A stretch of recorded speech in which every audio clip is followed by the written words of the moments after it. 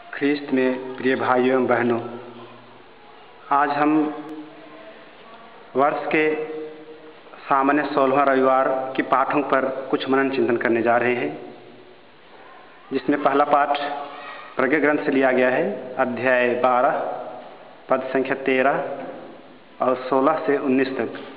दूसरा पाठ रोमियों के नाम संत पौलुस के पत्र से, अध्याय 8 पद संख्या 26 से 27। सुसमाचार संत मती के सुसमाचार से है, अध्याय 13 पद संख्या 24 से 43 तक। यदि हम इन तीनों पाठों का जिक्र करें तो हम पाएंगे कि आज हमें जो शिक्षा मिल रही है वह ईश्वर की दयालुता पर, ईश्वर कितने दयालु हैं, कितने सहनशील हैं और कितने उदार हैं, और वो चाहते हैं कि हम भी उसका अनुकरण करें, हम उसी तरह बने। पहले पाठ में ईश्वर के प्रति कि वह कभी दंड नहीं देते हैं, ईश्वर कभी भी दंड नहीं देंगे, मनुष्य भले कितना भी बड़ा अपराध क्यों ना करे। लेकिन जब जब मनुष्य उनकी शक्तिमत्ता को चुनौती देता है तब तब वह अपनी शक्ति प्रकट करता है, लेकिन दंड देकर नहीं, कुछ चिन्हों के द्वारा या तो फिर अन्य किसी कार्यों के द्वारा। ईश्वर शासन करता है और अपनी इच्छा से करता है, वह किसी के दबाव में नहीं। अतः हम भी जो धर्म के अनुयायी हैं, अपने भाइयों के प्रति, अपने बहनों के प्रति हम वही व्यवहार करें जो ईश्वर चाहता है। यदि हम आज के पाठों को संक्षिप्त रूप में देना चाहेंगे तो हम कुछ पॉइंट पाएंगे। वह है कि ईश्वर पापियों के प्रति उदार बने रहते हैं, उनके गलतियों को हमेशा नज़रअंदाज करते हैं, और वह अंतिम दिनों तक, हमारी मृत्यु के समय तक वह हमारी राह देखते हैं, हमारे मन परिवर्तन के लिए। और समाज में कुछ लोग बुरे भी हैं, कुछ लोग अच्छे भी हैं, तो ये नहीं कि वह बुरे लोगों को दंड देता है, नहीं, साथ साथ उनको पलने बढ़ने देता है, अवसर देता है कि वह उनकी ओर फिरे। हम देखेंगे हमारे समाज में पाएंगे अच्छे लोगों की और बुरे लोगों के भी समूह हैं, दोनों साथ साथ बढ़ते हैं। तो हमारे बीच पापी लोग भी हैं, पवित्र लोग भी हैं, और पापी और पवित्र लोग बाहर नहीं हैं, हमारे जीवन में भी है, हम में भी वह गुण है। तो ईश्वर हमारे लिए पर्याप्त समय देता है। तो हम बुरे व्यवहार के आदी बन गए हैं, ईश्वर हमें दंड नहीं देता, परंतु पर्याप्त समय देकर हमें अच्छे बीज बनने का अवसर देता है कि हम अच्छे व्यक्ति बने।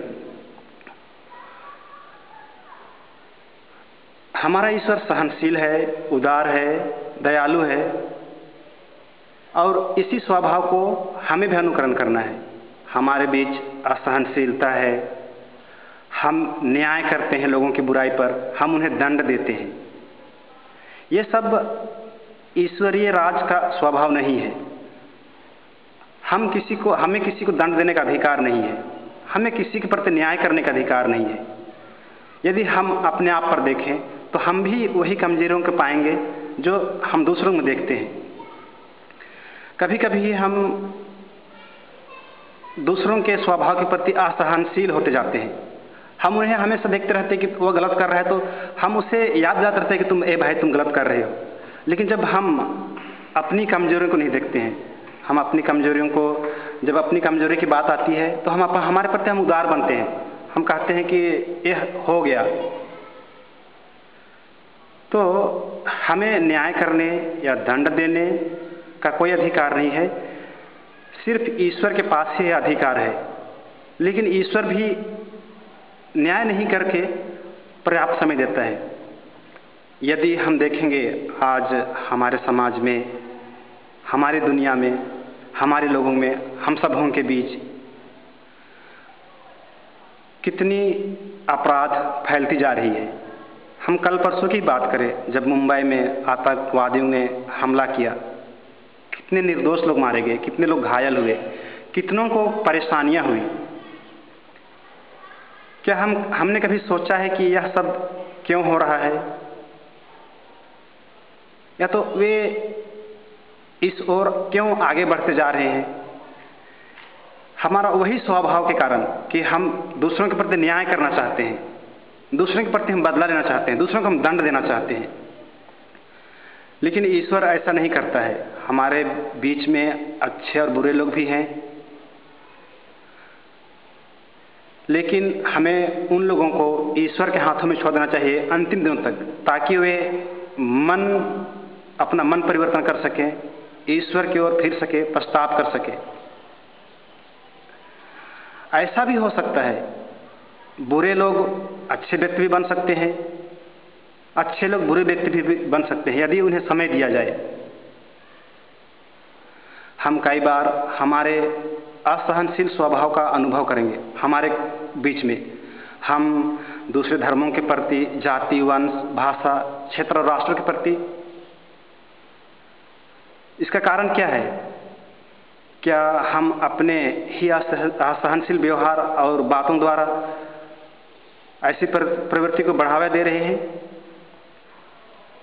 क्या हम दूसरे देशों के सिद्धांतों पर, दूसरे लोगों के धार्मिक विश्वास पर, और जो कि दूसरे धर्म, जाति, वर्ग के हैं, सह सकते हैं? उनके प्रति धैर्य रख सकते हैं?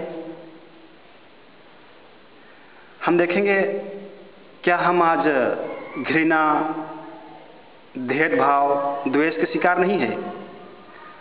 आज हम पूरे समाज में देखेंगे तो इस प्रकार की सोचें हमारे बीच में भरी हुई है। हर व्यक्ति दूसरे के प्रति सोचता है कि वह गलत कर रहा है। एक हिंदू भाई मुसलमान के प्रति घृणा रखता है, एक हिंदू भाई ख्रिस्तियों के प्रति घृणा रखता है। इस प्रकार हम जाति भेदभाव और राजनीति द्वारा प्रभावित होकर ये सब कार्य अपने मन में सोच रहे हैं। तो आज हमें सोचना है कि हम क्या कर सकते हैं जिससे लोगों में समझदारी और एक साथ मिलजुल कर रहने को बढ़ावा मिल सके। ईश्वर के हृदय में शर्त वाली बात नहीं है। ईश्वर का प्यार इस पर निर्भर नहीं करता कि हम क्या करते अथवा क्या कहते। वह हमारी सुंदरता अथवा हमारी बुद्धिमत्ता अथवा हमारे विकास या प्रसिद्धि, ईश्वर हमें हमारे जन्म से पहले ही प्यार करते हैं, आज भी वह प्यार करते हैं, और हमारे मृत्यु के बाद भी वही प्यार करते हैं। उसका असीम प्रेम हम देख सकते हैं इस्राएलियों के साथ जब वे मरुभूमि में इधर उधर भटक रहे थे, वह हर प्रकार से उनकी मदद करते हैं। जब वे ईश्वर के विरुद्ध भुनाते हैं, फिर भी वह उन्हें दंड नहीं देकर उनके गंतव्य तक उन्हें पहुंचाने में मदद करता है। वह मूसा के द्वारा उन्हें हर वो चीज़ें प्रदान करता है जिन्हें उनकी आवश्यकता थी। ईश्वर यदि चाहते तो उन्हें दंडित कर सकते हैं, क्योंकि उन्होंने ईश्वर के प्रति इतना पाप किया, उनकी आज्ञा को उल्लंघन किया, उनके विरुद्ध चला। कई बार उन्होंने मूर्ति पूजा के शिकार हुए, फिर भी ईश्वर उन्हें उनके प्रति न्याय नहीं करता, उन्हें दंड नहीं करता। तो प्रिय भाइयों, चलिए हम आज के इन पाठों द्वारा अपने आप पर कुछ संकल्प लें और यह सोचें हर व्यक्ति कि हम अपने बुरे कर्मों को छोड़कर अच्छे कर्मों की ओर बढ़े। हम किसी को दंडित ना करें, हम किसी को उनके कर्मों के प्रति, उनके बुरे कर्मों के प्रति उन्हें दंडित ना करें, लेकिन उन्हें प्यार से उन्हें समय दे, उन्हें मौका दे, जिस प्रकार पिता ईश्वर हमें मौका देते हैं। और देखेंगे हमारा समाज बदलता जाएगा।